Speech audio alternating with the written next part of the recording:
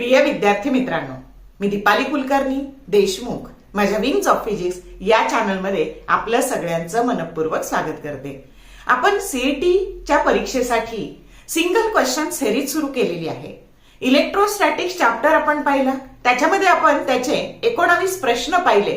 जे प्रश्न 2 किंवा 3 मिनिटात होत नाही, ज्याचा शॉर्ट व्हिडिओ बनवता येत नाही, असे आपण लॉंग क्वेश्चन बनवतो आणि जे अगदी कमी वेळात होतात त्याचे शॉर्ट व्हिडिओ बनवतो. प्लेलिस्टला जर तुम्ही गेलात तर तुम्हाला चॅप्टर वाईज असे प्रश्न मिळत जातील आणि जेणेकरून तुम्ही जर अर्धा तास ते पाहिले तर 30 प्रश्नांचा तुमचा अभ्यास होणार आहे. म्हणजे रेग्युलरचा अभ्यास केल्यानंतर अगदी रात्री झोपल्यावर तुम्ही ते पाहिले तरी पण तुमचा अभ्यास होऊन जाणार आहे. आणि माझ्या आणखी एक अशी गोष्ट लक्षात आली की परीक्षेची जी काठिण्य पातळी आहे सीईटीची, 19 पेक्षा 20चे प्रश्न अवघड होते, 20 पेक्षा 21चे, 21 पेक्षा 22चे, 22 पेक्षा 23चे, 23 पेक्षा 24चे आणि 2024 पेक्षा 25चे तर आणखीच अवघड होते. आणि म्हणून आपल्याला सीईटीला सगळ्यात महत्वाचं काय असतं तर टाइम सेव्हिंग टेक्निक आपल्याला येणं गरजेचं आहे. प्रश्न रिपीट होतात, तर मग जर समजा तुम्ही तो प्रश्न पाहिलेला असेल, तुमचं उत्तर लक्षात आलेलं असेल आणि तोच प्रश्न तुम्हाला रिपीट झाला तर तुम्हाला एवढं न सोडवता पटकन उत्तर लिहिता येणार आहे, बरोबर आहे की नाही. आणि म्हणून आपण आज सुरू करतो आहोत चॅप्टर रोटेशनल डायनॅमिक्स आणि त्याचा पहिला प्रश्न बघतो आहोत आपण की जो व्हर्टिकल सर्क्युलर मोशनवर विचारलाय आणि जो सीईटी 2025 ला विचारलाय. तर बघूयात प्रश्न काय आहे ते. प्रश्न असा आहे बघा. A stone of mass 1 kilogram tied to a light inextensible string of length L that is equal to 5/3 meter is rotating in a circular path of radius L in a vertical plane.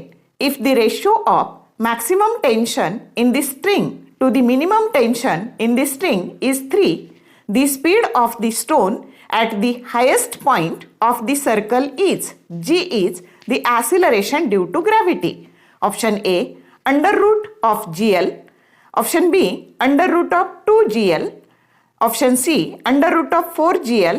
And option D, under root of 8GL. तर आधी आपण situation समजून घेऊ की असा हा जो stone आहे याचं मास 1 किलोग्राम आहे.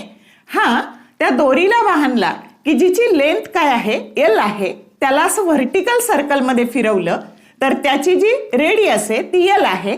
ती L बरोबर तुम्हाला 5/3 दिलेली आहे आणि तुम्हाला या ठिकाणचं जे टेन्शन, आता हे लक्षात घ्या की ही लोअर मोस्ट पोझिशन असते व्हर्टिकल सर्क्युलर मोशन मध्ये, ही मिडल पोझिशन असते आणि ही अप्पर मोस्ट पोझिशन असते. तर लोअर मोस्ट पोझिशनला टेन्शन हे मॅक्सिमम असतं आणि हायेस्ट पोझिशनला टेन्शन हे मिनिमम असतं. त्याचा रेशो तुम्हाला 3 दिलेला आहे. तर बघा, T max divided by T minimum याचा जो रेशो आहे तो तुम्हाला 3 दिलेला आहे. आणि आता मॅक्सिमम टेन्शनचा फॉर्म्युला काय असतो तर तो असतो सेंट्रीपेटल फोर्स प्लस mg.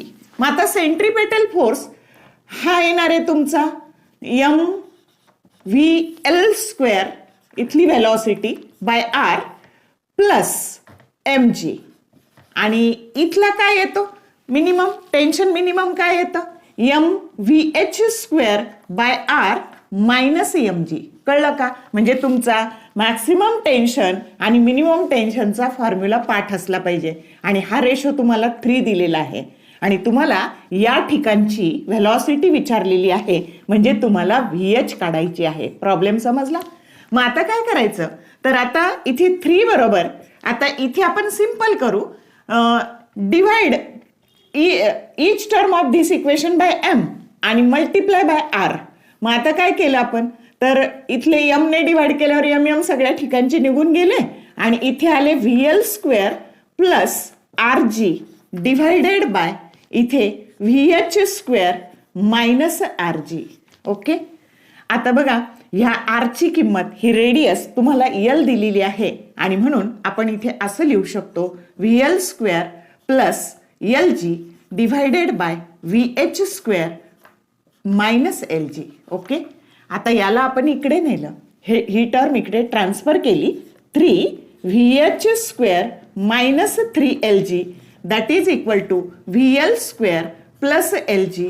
आता याला म्हणू आपण इक्वेशन नंबर 1.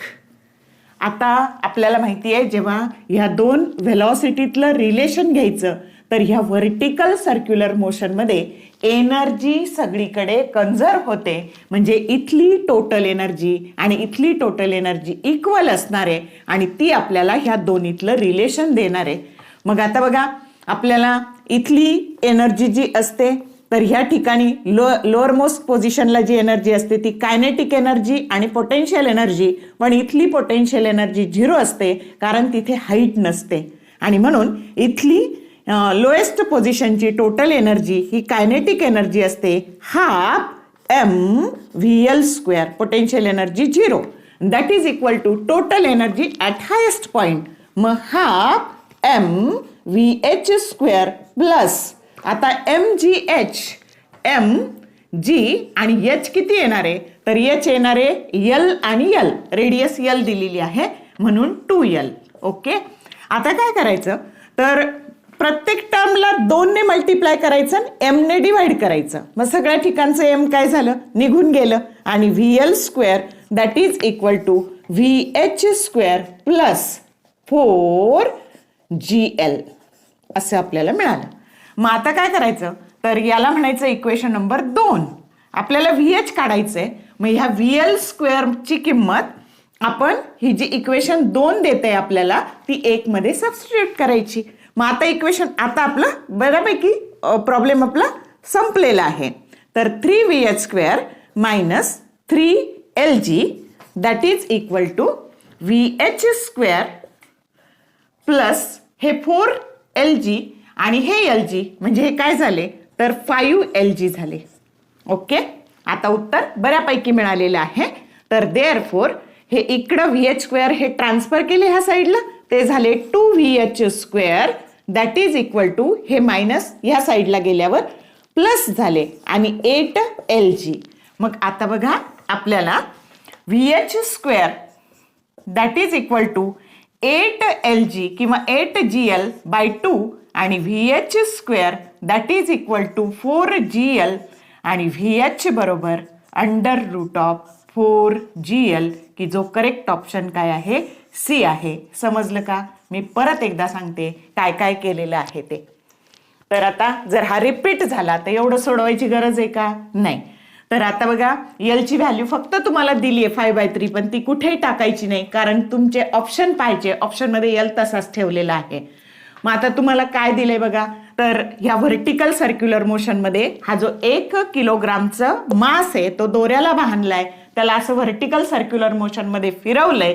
त्याचं मॅक्सिमम टेन्शन आणि मिनिमम टेन्शनचा रेशो 3 दिलाय आणि लोअर मोस्ट पोझिशनची व्हेलॉसिटी VL, अप्पर मोस्टची पोझिशनची व्हेलॉसिटी VH आणि तुम्हाला ह्या VH ची व्हॅल्यू विचारली आहे. मग आपण काय केलं तर मॅक्सिमम टेन्शनचा फॉर्म्युला असतो सेंट्रिपेटल फोर्स प्लस mg आणि मिनिममचा असतो सेंट्रिपेटल फोर्स मायनस mg. मग इथली व्हेलॉसिटी आपण टाकून दिली लोएस्टची VL आणि हायेस्टची ma. इथं नंतर आपण प्रत्येक टर्मला m ने डिवाइड केलं आणि r ने मल्टिप्लाय केलं. मग हे असं सिंपल झालं. सिंपल झाल्यावर याला इकडे ट्रान्सफर केलं. ही टर्म 3 ने मल्टिप्लाय केल्यावर त्याला म्हटलं इक्वेशन नंबर 1 आणि मग कन्झर्वेशन ऑफ एनर्जीच्या लॉनुसार इथली टोटल एनर्जी आणि इथली टोटल एनर्जी इक्वेट केली. इक्वेट केल्यावर ह्या VL स्क्वेअरची किंमत आपण शोधली ती आपण तिथं सबस्टिट्यूट केली आणि सिंपल करून VH ची किंमत मिळाली ती मिळाली अंडर रूट ऑफ 4GL. समजलं का तुम्हाला कसं शोधलं ते?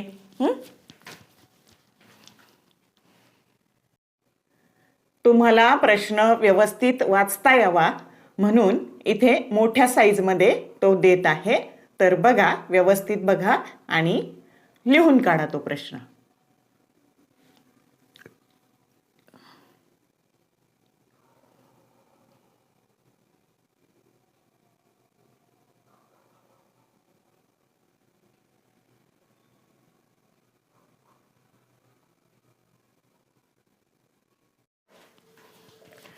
तर मला खात्री आहे की तुम्हाला हा प्रश्न समजला असेल आणि तो किती सिंपल आहे. फक्त तुम्हाला 2-3 कन्सेप्ट क्लिअर असणं गरजेचं आहे. व्हिडिओ आवडला लाईक करा, शेअर करा, कमेंट करा आणि तुम्ही चांगला अभ्यास करा, रेग्युलरच्या अभ्यासाबरोबरच CETचा अभ्यास करा. All the best for your study and thank you for watching this whole video.